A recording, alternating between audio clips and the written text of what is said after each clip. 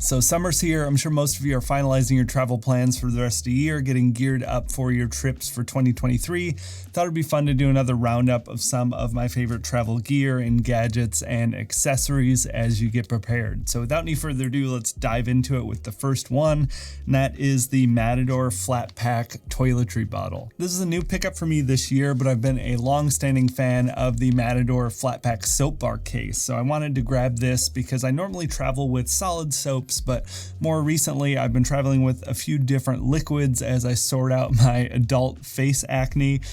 So I have been using this and really loving it. As you'd expect, it's TSA approved. It's a 90 ml 3-ounce bottle. It weighs 11 grams. It uses a 30D ripstop Cordura nylon, which is plenty thick and sturdy in my experience. One thing I do really like about this compared to some of the other travel bottles I've tried in the past is that it is collapsible. It's pretty easy to refill as well, but you do have a nice squeeze tube on there, so you kind of get the best of both worlds. They're $14. All in all, a really simple piece of kit, but a good one. If you're in the market for some new travel bottles, would definitely recommend these. And if you want to go solid, that soap bar case is amazing. Would definitely recommend that as well. Next item on the list, we've got the REI Sahara Sunshade Hoodie. This is a UPF 50 sun hoodie. I'm a huge fan of sun hoodies. I spend a lot of time backpacking and hiking. That's primarily where I use them, but I do tend to bring these on trips with me a lot if I know I'm going to be out in the sun. As you can guess from my pale, almost glowing skin here, I do take a lot of effort in avoiding sunburn. Skin cancer is no joke, so make sure that you're taking it seriously. Even if you're young, it'll catch up with you, and skin cancer is just so common and so easily avoidable. But I really love sun hoodies. I wanted to try this one. I picked it up actually with an REI sale over a year ago and kind of just set it aside because I'd been using an Outdoor Research Echo Sun hoodie. What struck me with this one compared to some of the others I've tried is the fabric. It has a lot more of a normal shirt feel. The Outdoor Research hoodie I'd been using for backpacking just has that really like thin, synthetic-y, athletic wear type of feel. This kind of has a softer, more plush jersey type of feel to it, even though it is still full synthetic. It's a poly spandex blend. It's quick drying and moisture wicking. It weighs about 8 ounces. So far with minimal testing, I haven't run into that permanent stink that you get with some synthetic shirts.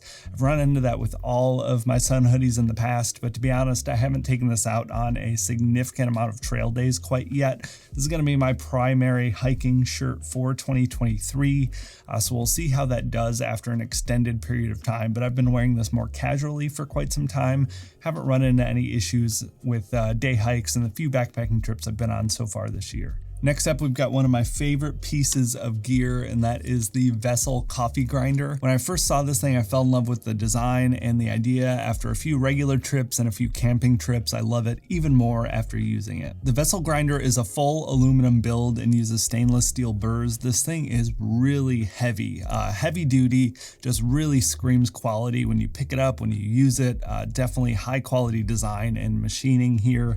It'll hold up to 20 grams of coffee, it states on the website. In my personal experience, 20, you get into a little bit of a messy overflow situation. I think right around 16 grams is a sweet spot, but that falls right into where I use for like a single cup AeroPress, which is my typical brewing method when I'm out on the go.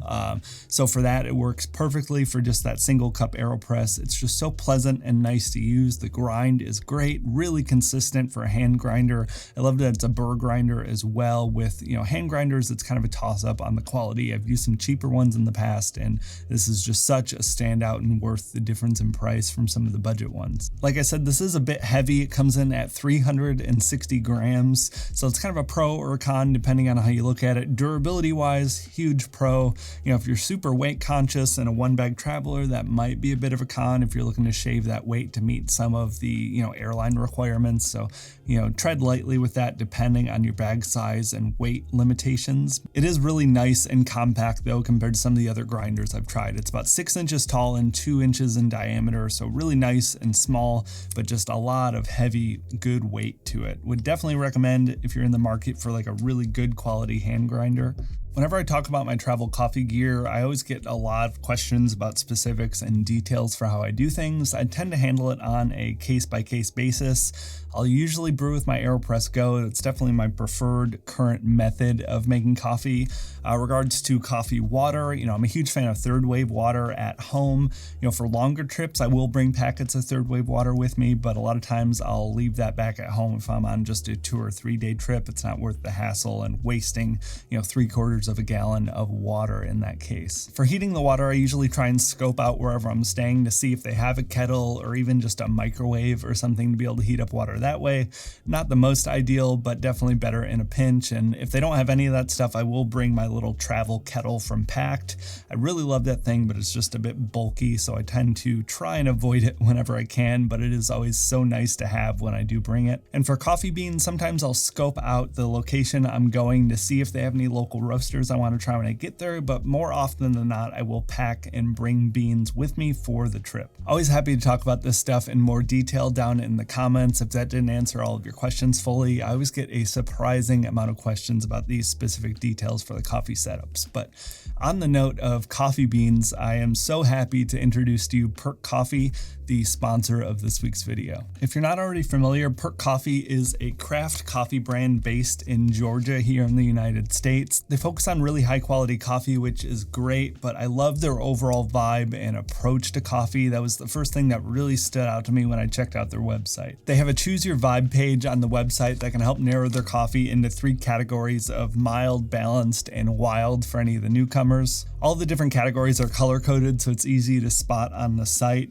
I'm no James Hoffman, but I tend to get a little bit adventurous with trying new coffees. I love to get a different coffee each time and kind of see and compare between some of my favorite roasts. So I went with the wild category. This is the Mexico Pasitos. I just opened it a few days ago and it is awesome. I also really love that they have all of the origin and farm information on their website for the different coffees. That's always really great to see when I'm shopping around. On top of the regular bagged coffee, they also have a few varieties of instant coffee.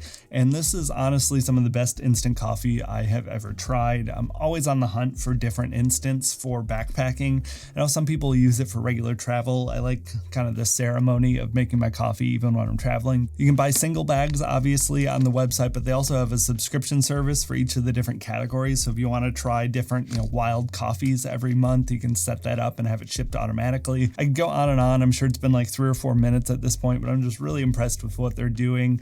Next time you need beans, be sure to check out PERC Coffee. Huge thanks again to them for sponsoring this week's video. Be sure to have some links in the description below, but let's move on to the next category. Our next item is a little boring, but a really important one for travel, and that is having like a good, really lightweight, compact GaN charger. I have the Ugreen Nexode chargers, but this will also work. Anker makes a pretty good line of them. They've become a lot more popular in recent years, but I have the most experience with Ugreen and I've been really happy with it. This one here is 65 watts in this absolutely tiny package. Chargers have gotten so small now, so if you haven't really upgraded in quite some time, you can get a whole lot of charging bandwidth in a really small size compared to a few years ago. This is barely bigger than the old 18-watt iPad chargers back in the day. I would definitely recommend to tailor this to whatever your charging needs are, whether you bring a laptop or not, what your laptop charges at.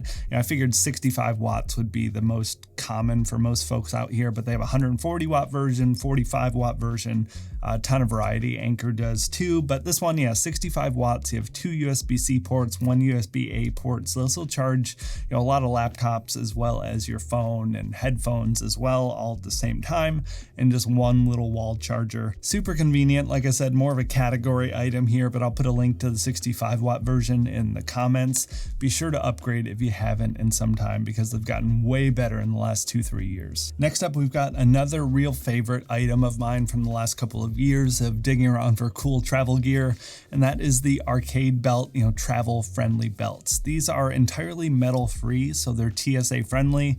I always get comments about how they're not TSA friendly and you still have to remove them. I've been on about 20 different flights with these, maybe even more at this point. I've never had TSA ask me to remove it.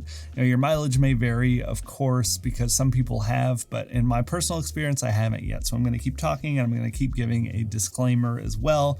but I haven't had to remove this once going through security, which is so nice. The material is super stretchy, so they're really comfortable to wear. It's 85% post-consumer recycled material as well in these, and you can kind of tailor the size to fit, which is nice, so you don't have to fiddle with the different size or use belt loops or holes. They're also machine washable, so you can leave them on your pants. I've been trying to get one for each pair of pants I own. They have a ton of different designs and styles.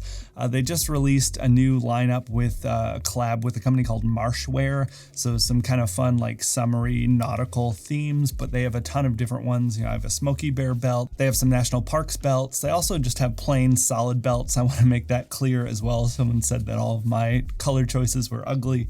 They have plain belts if you don't want to go with any of the funkier designs, but really comfortable, nice belts. They're not very expensive. They're about $30-$35, travel friendly. It's been a really nice thing to have in the last 20 flights of flying with arcade belts. This next item is a little niche, but I think would be an amazing pickup for the right person. This is the Mi Audio Connect Air Bluetooth receiver. Essentially, this allows you to plug your AirPods into the in-flight entertainment screens that don't support Bluetooth. So it's a little Bluetooth dongle that you can plug in. You can connect your headphones to this, so you can listen, with your AirPods or your wireless headphones to the in-flight entertainment and not have to bring a second pair of wired headphones or just have to skip out entirely. I usually will try and load up some stuff on my phone, but sometimes, what you have downloaded on your phone isn't what you end up wanting to watch, and they'll have new movies on there and stuff sometimes. So it's nice to have this as a backup. It's pretty small to just throw in your little tech bag. I've used this on a couple of flights now, and it was fun and really nice to have. Not all flights are going to have those in-flight entertainment screens. I totally get that. Some people don't ever want to use those. So like I said, it's a bit of a niche item, but I know some people always use the in-flight entertainment, and I know plenty of people that will bring a second pair of headphones just for that, so you don't necessarily need to do that. They have these cool little dongles, and aside from traveling, a ton of potentially really cool things to be able to do with this. You can use AirPods with an Xbox controller or something and plug it in. Lots of really cool, unique things to be able to have that Bluetooth transmitter for, non-wireless, non-Bluetooth devices. Next up, I've got an item that I don't typically bring on all of my trips, but always get asked about because I think overseas a lot more folks travel with towels. I recently picked up the newer Matador Nano Dry shower towel and have been really impressed with it. The towel comes in at 5.6 ounces or 160 grams. It measures 52 inches by 24 inches, so it's a pretty big size. I tend to use really big towels at home, and this was plenty big for me to use and test. I haven't taken this out on a trip yet, but I just used it around the house just to make sure. I always will test products before I ever bring them up or talk about them here, unless I clarify otherwise. Absorbency was pretty great with these. I know a lot of people swear by bringing linen towels just because they are a little bit more absorbent, but they take up a lot more space. So if you're super space conscious, this is the best option in my opinion. You have a nice little loop on here as well if you want to hang dry. It dries really quickly. It's machine washable, which is nice. And you get this little silicone container here that has some mesh. So I think it's meant, if the towel's still wet, you can kind of carabiner it on the outside of your bag and have it dry and not get the rest of your items wet. In practice, rolling it up and getting it in this case is an annoying amount of trouble, to be honest. So I probably will just be leaving this case at home. But nonetheless, it is still a nice extra little feature to have. So overall, if you are looking for like a really lightweight, compact towel, this is my new current favorite over the Sea to Summit Airlight towels. Both are pretty solid, and you might want to go with something a little bit bulkier that's a little closer to your home towels, but I do really like this one if you're in the market for one. Kind of in a similar vein to the towel is a pillow. A lot of people will travel with pillows. I get asked about pillows a lot. I don't personally ever travel with pillows, but I do a lot of backpacking and a lot of camping. So I'm always testing these, portable, packable types of pillows. And I've been a big fan of air pillows for a long time. The Trekology Aluft 2.0 pillow is probably my favorite inflatable pillow, but last year I tried out the Thermarest compressible foam pillow. And this thing is totally worth the extra weight for my backpacking loadout, so it would definitely be a feasible option for regular travel. This is the small size here. It's 11 inches by 15 inches. It packs relatively small considering it is an entirely foam pillow. Now, I'm able to fit it into my wilderness backpacking loadout pretty easily, and it's well worth the weight expense because I sleep so much better on this compared to any inflatable pillow I've ever used. They have a ton of little fun designs on here. I have the fungi one.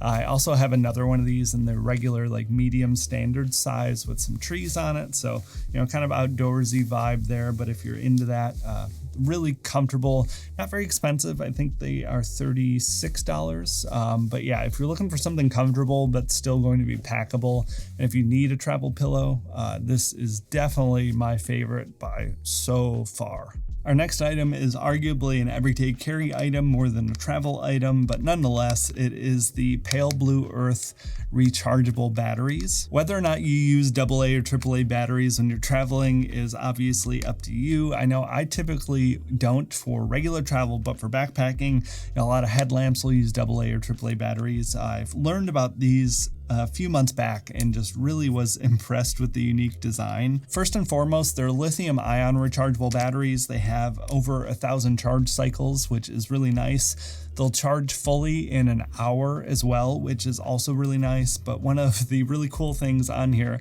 you have a built-in USB-C port to charge these, and you get this little charging cable that will charge all 4 batteries at once. Super unique, and this is a lot more of a viable solution if you need to pack batteries with you compared to bringing a big, regular rechargeable battery charger, those big wall brick things. I have one in my kitchen right now. They're big, they're bulky, they're inconvenient. So if you do need to travel with AA or AAA batteries, these are amazing. Pale Blue is also a 1% for the Planet member, which is really cool. They've done a couple of collabs to help support different nature organizations and things like that. Like I said, definitely a niche item here and maybe more focused on everyday carry folks with flashlights and things like that. But if you ever need AA or AAA batteries, for outdoor stuff with headlamps or for your flashlights or whatever else it might be, these are definitely my favorite by far. But that wraps it up for this week's roundup. I hope you found an item or two here that might help you out on your trips later this year. Thank you all so much for watching though. I'd love to hear if you have any, unique gadgets or accessories that have made a big impact on your travel. Leave that in the comments down below as well. Thank you all so much for watching, and I'll talk to you in the next one.